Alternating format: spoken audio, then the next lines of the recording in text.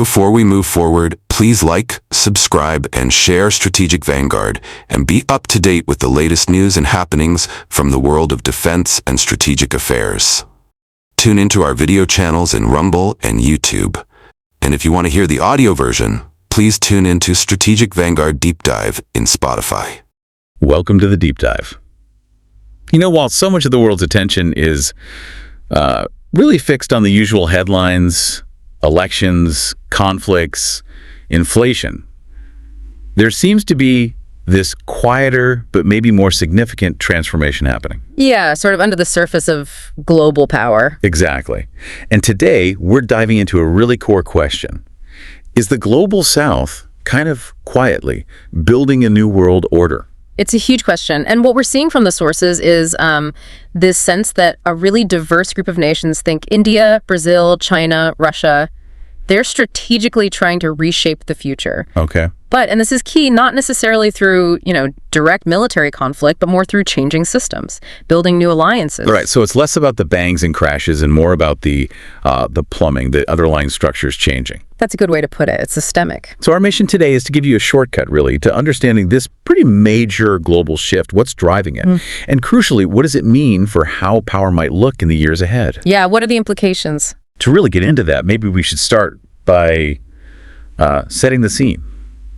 Understanding the current system, the one that's maybe being challenged. Makes sense. I mean, if you look back, the sort of Western-led global order we mostly live in now, it was largely built after World War II, right? Mm-hmm. You've got NATO, you've got the US dollar as the world's reserve currency, the Bretton Woods institutions, IMF, World Bank, SWIFT payments. The whole architecture. Exactly. And for decades, the dollar was, pretty much unchallenged. NATO seemed dominant in its sphere. It just became the default setting for how things worked globally. But looking at our sources now, there's some pretty clear signs of, let's say, strain.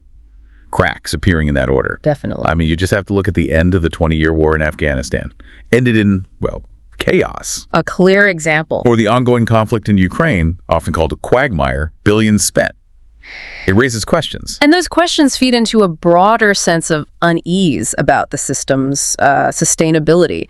You also see Europe grappling with really big energy security issues, economic stagnation, and even within the U.S. itself.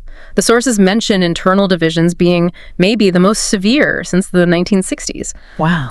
So all these things together, they paint a picture of maybe fragility in that established structure. And one really interesting point from the sources is how the U.S. dollar, which was always seen as this huge strength, right? Absolutely. Bedrock of the system. It's somehow become, or is perceived as, a liability for some countries. How did that happen? Is it mainly about sanctions? Well, sanctions are a huge part of it, but it's not just the sanctions themselves. It's the weaponization of the dollar, as the sources put it. The fact that it can be used to cut entire nations off. Right, the unilateral power it grants. Exactly. And that predictability, the fact that nations now expect it might be used against them, it forces them to fundamentally rethink their finances, their trade. It's not just about dodging one sanction. It's about building resilience outside that system. Precisely. It's a long-term strategic shift. It makes relying solely on the dollar seem, risky, unstable even.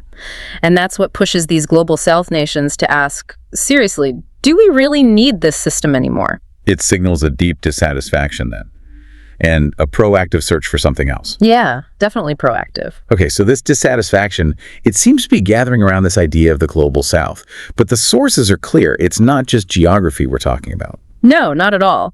It's described more as a shared philosophy, a kind of collective identity, you could say, for nations that feel, as one source puts it, tired of being on the receiving end of Western decisions. Right. Even though they're incredibly diverse. Hugely diverse. Different religions, political systems, ideologies, all over the map. But they seem to agree on this one fundamental point. The West doesn't speak for the world anymore. And what do they want instead? What are the goals? The sources list them pretty clearly. New institutions, new rules, new currency systems, and, maybe most importantly, respect. Respect. That's powerful. It is. It speaks volumes. And the first sort of concrete signal of this movement was BRICS. Yeah. Right?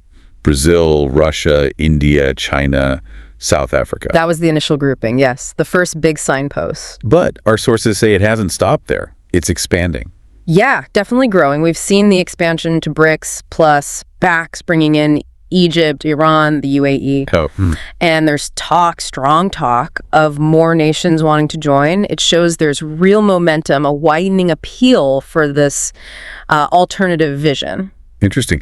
Now, within this group, India's role seems really crucial and also quite complex. How do the sources describe India's position? India's voice is called out as especially critical. It's seen as democratic, yes, but also very independent, assertively charting its own course. Not just following others. No. The sources are explicit. India is not a U.S. puppet, and also not a China cheerleader. It's trying to find its own space. Which gives it a unique kind of leverage, perhaps. Potentially, yes. It adds a very different dynamic to the whole thing. So what's driving India's approach? What's its core identity in this? India sees itself, according to the sources, as a civilizational state, a long history there, but also a modern democracy, a growing defense power, and a significant economic force. That's quite a combination. It is. And this complex identity shapes its strategy. You saw it, for instance, during India's G20 presidency. Yeah. They really used that platform to give a voice to Africa, to smaller states, showing an intent to represent maybe a broader constituency than just itself. And we see concrete examples of this balancing act too, right? Like their Atmanirbharta self-reliance in defense. Yes, that drive for self-reliance is key. Plus, its involvement in things like the Quad, Indo-Pacific alliances generally, alongside modernizing its navy, it's playing multiple angles. And economically, too. The sources mention specific deals. Right. Things like the rupee ruble oil trades with Russia, or deals with the UAE designed to bypass the dollar. These aren't huge volumes yet, perhaps, but they signal intent. It really sounds like, as you said, a tightrope walk. Absolutely. Balancing these relationships with the West on one side and these alternative emerging powers on the other, it's incredibly complex. A real diplomatic balancing act. Yeah, high stakes. And it leads to that critical question for India. Is it going to lead this movement in some way, find its own path? Or could it potentially get sort of stuck in the middle, trapped between the blocks? That's the crucial question for Delhi, I guess. Its decisions now, in the next few years, feel really pivotal. Okay, so given that complex picture, let's look at how the Global South is actually trying to challenge the old system. The sources say it's not really about war, but about systems. And the first big tool seems to be de-dollarisation. Yeah, that's fundamental, a foundational strategy. And we're seeing concrete steps, things like BRICS Pay being developed. Yeah. The rupee trade example we just mentioned, China pushing its digital yuan. These are tangible alternatives starting to emerge. Now, the dollar is still dominant today, obviously. Oh, absolutely. The sources are clear. The dollar is still king. But, and this is the insight, cracks are showing. It's a long game. It's a very long game. But they are deliberately building the alternative infrastructure piece by piece, laying a new foundation. Okay, so currency is one tool. What about defense? Our sources mentioned a defense realignment? Yes, BRICS nations holding joint military drills, for example. That signals a new kind of military-to-military cooperation outside the Western alliance structures. Interesting. And India, as we touched on, while it's cautious, it is stepping up its role as a major naval power in the Indo-Pacific. That changes the regional security dynamic. So new security alignments potentially emerging. What else? Tech and energy. Big time. We're seeing talk of new semiconductor alliances, AI coalitions forming outside the usual groups. And look at Space India cooperating with the UAE, with Japan, even with the US on different missions. So it's not always oppositional. Sometimes it's about diversifying partnerships. Exactly. It's a complex web. It's not just one block versus another all the time. It's about creating options, multiple partnerships. It transcends simple block thinking sometimes. And the last piece seems to be about narrative, about information. Yeah, the battle of narratives. The sources point out how these nations are trying to bypass what they see as Western corporate media filters. How are they doing that? Using platforms like Rumble, X, formerly Twitter, Quora Spaces, basically trying to get their own message out directly. Directly to a global audience, cutting out the middleman. Right. It's about controlling their own story, projecting their own perspective. It's a really potent aspect of this shift. But it can't all be smooth sailing, right? Yeah. What are the challenges this Global South movement faces? Oh, definitely challenges. Big ones. Internally, for example, China's own growing ambitions. Could that undermine unity within the group? Different national interests, historical baggage? Yeah, BRICS isn't exactly a monolithic bloc. Far from it. And then there's the issue that, some BRICS plus states are quite authoritarian. That creates ideological friction with members like India, which is a democracy.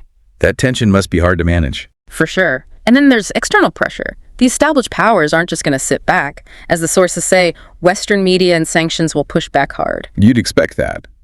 Resistance to change. Established orders rarely give up ground easily.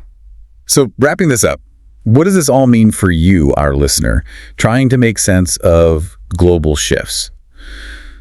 The main takeaway from our sources seems to be, well, change is happening. Yeah, history doesn't wait, as one source puts it. The question isn't really if the old order breaks or transforms anymore. It's who will shape what comes next. Exactly. Who gets to write the next chapter? That feels like the core question now. And India, coming back to its role, seems uniquely positioned here. Very much so.